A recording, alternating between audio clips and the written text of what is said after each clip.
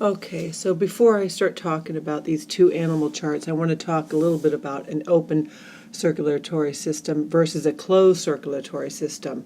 An open comes into direct contact with the tissues. It collects with the sinuses and eventually it makes its way back to the heart. They're found mainly in arthropods and most mollusks. The closed circulatory system is a system in which blood is contained within a network of blood vessels. It's contained with more active animals. Blood is a higher pressure, so it can be circulated better, and they're found in the annelidas and some mollusks. The first phylum we come to is a Porifera. It actually is a phylum meaning pore-bearing, which contains the sponges. It is sessile, and it's the simplest of all multicellular organisms. They have no distinct organs. Food is digested in vacuoles. The sponges also have a flagella like the protists, but the protists use it for movement, and here the sponge will use it to move water and food through the body. The next one we come to would be the cnidarians. It's a group of organisms with radial symmetry and two body structures, a polyp and medusa. They have a nerve net and stinging cells in their tentacles. Examples, jellyfish, sea anemones, and hydras. It actually means, cnidarian means stinging cells. Its circulation is very simple, as through diffusion. Its gastrovascular cavity functions both as a mouth and an anus as it transfers nutrients to all parts of the body. Next one we come to is a platyhelminth, and those are the flatworms. And then after that you'll see the nematode, those are the roundworms. Now it's interesting here that the platyhelminth is a first cephalization, and remember that means sense organs and nerves. We have the nematode, which is also the pseudocollimate. Remember, we know the difference between a collimate, and a pseudocollimate. It is the only pseudocollimate. It's the first to have a mouth and an anus, so it's a tube within inside of a tube. When you're looking at this comparative evolution, it's important to understand make those connections between the circulatory system, open versus closed, and the evolving of the heart, the respiratory system between the skin, gills, and finally developing into the lungs, the reproduction versus external and internal fertilization, and the development.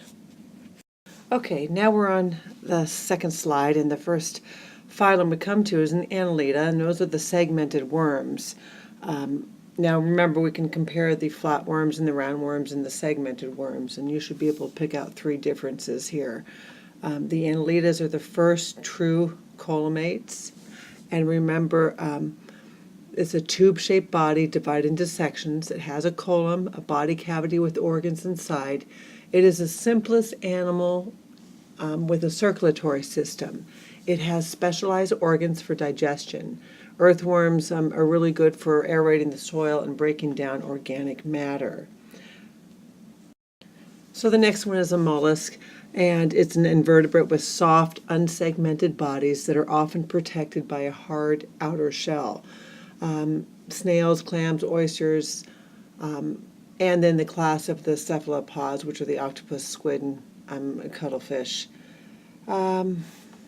And that's it for them. So then we're going to go to the arthropod, or arthropoda, which means the common name is jointed feet.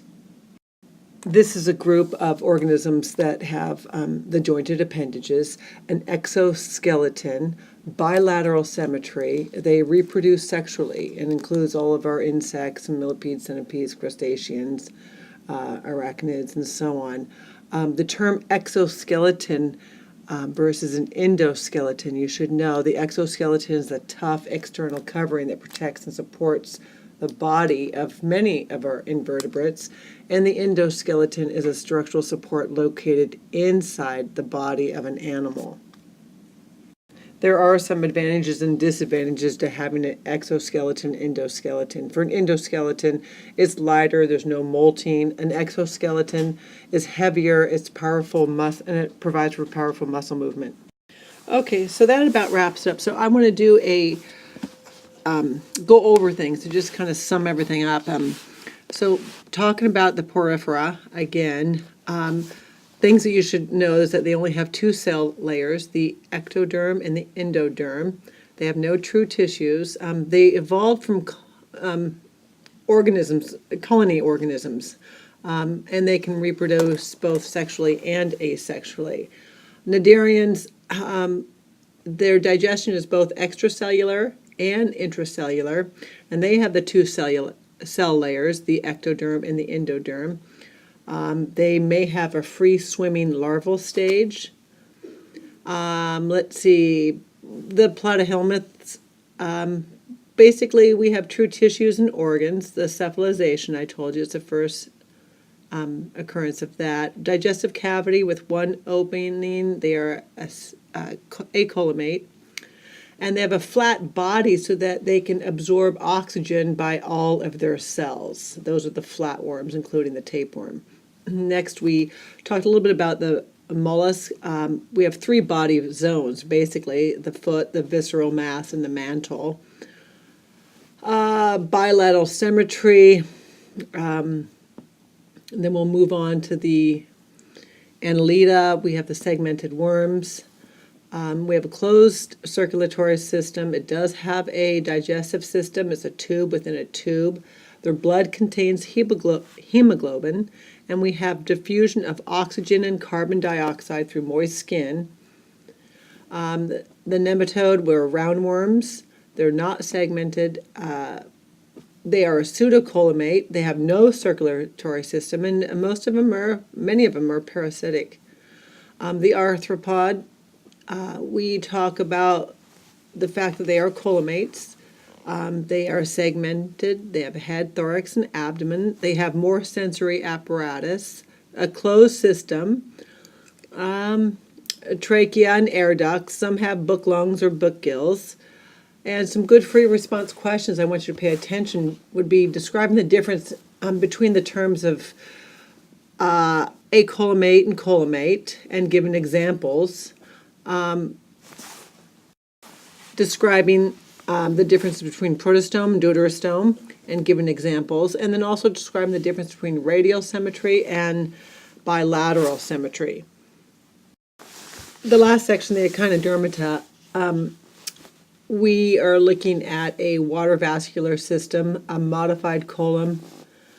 They have a bilateral symmetry as an embryo and a radial symmetry as an adult. They're very slow moving, or they're sessile.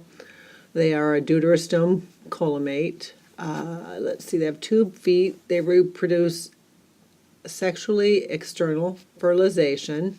They can also reproduce by fragmentation and regenerate. And the endoskeleton is made up of calcium plates.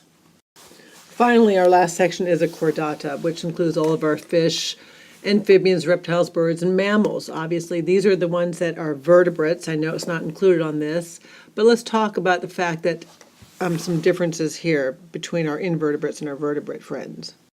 Let's start with some basic things. Invertebrate without backbone. Vertebrate is internal skeleton made of bone, and that has a vertebrate. Vertebrate also is well-developed internal skeleton, highly developed brain. It will have an advanced nervous system. It will have an outer covering of protective cellular skin. We classify them into 5 groups: fish, amphibians, reptiles, birds, and mammals. They're larger in size than our invertebrates. It accounts for only 2% of the animal species. If we talk about the evolution, first I would have to talk about the evolution of invertebrates. Multicellular organisms, they represent several steps along the road to the organizational complexity that makes most organisms what they are today and what we find today. The first life evolved in the form of single cells in water. Invertebrates were the initial few examples of multicellular organisms. They set the path for evolution of other organisms, and the simple transformations started taking place. And these changes, simple changes, led to the more complex beings in the form of the vertebrates. Now I'd like to talk about 6 common traits that all chordates have in common. They have segmented muscles. Note that the earthworm actually had this as well. They have a separate mouth and anus. They have a notochord, which serves as a backbone for early chordates that becomes a vertebrae discs in humans. They have a hollow dorsal nerve cord, and this becomes the brain spinal cord in later vertebrates. They have pharyngeal slits that connect the circulatory system for respiration. The earliest chordates were the ancestors of fish. Current fishes fall into three categories: vertebrate, jaws, and lungs. We have the jawless, which lacks a jaw and stomach. The cartilage, it has cartilage rather than bone. It doesn't have a operculum. Then we have the bony fish, which is muscle in the lower jaw. It has a operculum. The cranial bones and the brain is divided by lateral tissue, and it has a swim bladder and paired fins. We want to keep in mind that fish jaws evolved from gill slits. The fish digestion, the pharynx brings the food in, the esophagus connects the stomach and expands. The stomach is a mechanical and chemical digestion. Cecium is the enzyme secretion, intestines absorption, and further digestion. The pancreas releases enzymes for fat digestion, and the gallbladder is a fat and salt digestion. Now, some of you were asking me about the pyloric cecum. Basically what that is, that's the pyloric stomach that, if you notice, there's finger-like projections, so we're increasing the surface area, okay? So that improves the function of the stomach because it does increase surface area, and it's composed of a different tissue. Then lying just below the heart, you'll see that little lower thing a lot of you guys were asking me about. Well, the top one is actually the atrium portion of the heart, which pumps blood into the ventricle, and then we have the ventricle, which pumps the blood into the body. You can remember the difference between these because the atrium is A, it's always on the top of the letter, and then when you find the kidneys, you know that filters waste and so on. The spleen filters out old and dead red blood cells and dumps them into the intestine. That's why your poop is kind of a reddish brown color. If I talk in terms of fins, we have the anterior dorsal fin and the posterior dorsal fin, and those are both for protection. Then we have the pectoral fin, that's for steering and movement. The pelvic fin, again, is the steering and movement. The anal fin is for steering. The caudal fin is for movement, gives it that little thrust there. So this about concludes it. Just some questions to keep in mind is, what are the major characteristics that distinguish animals from plants?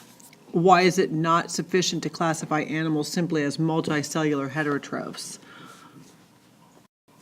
As the animals become more complex, why was the development of a colon very important? Why is bilateral symmetry an important development in the evolution of animals? How has the digestive systems of the roundworm and segmented worm been proved compared to that of a flatworm? Another question would be, what is meant by segmentation? How is segmentation an evolutionary advantage? Why are most sponges classified part of the animal kingdom? Why are open circulatory systems found mostly in animals that are small? Why is the presence of an exoskeleton required in the presence of jointed appendages? What are some advantages and disadvantages of an exoskeleton? How is circulation through two loops, such as amphibians, birds, and mammals, superior to circulation through just one, as in the fishes? Why is a three-chambered heart of that of the amphibian not as efficient as a four-chambered heart? And that does conclude the charts.